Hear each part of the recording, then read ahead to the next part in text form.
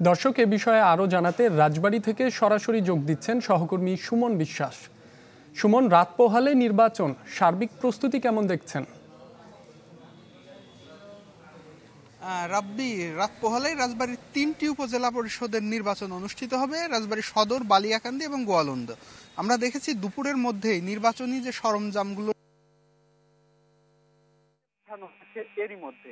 এছাড়া নির্বাচন সুষ্ঠু এবং শান্তিপূর্ণ করার লক্ষ্যে প্রশাসনের পক্ষ থেকে আমরা যেটি দেখেছি, এই তিন উপজেলাতে 940 জন পুলিশ সদস্য মোতায়েন করা হয়েছে।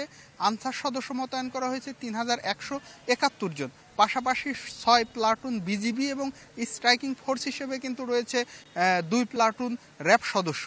এর পাশাপাশি এই নির্বাহী ম্যাজিস্ট্রেট থাকবে কিন্তু 24 জন মাঠে দায়িত্ব পালন করবে।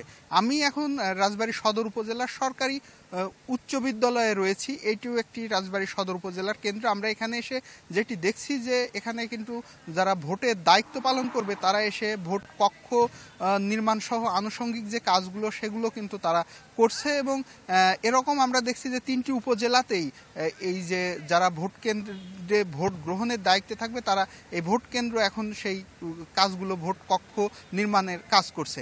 আরেকটি বিষয় জানিয়ে রাখি, রাজবাড়ী এই 3 উপজেলার মধ্যে সদর উপজেলাতে কিন্তু প্রার্থীর সংখ্যা অনেক বেশি। এখানে মোট 18 জন প্রার্থী এই নির্বাচনে অংশ নিয়েছে।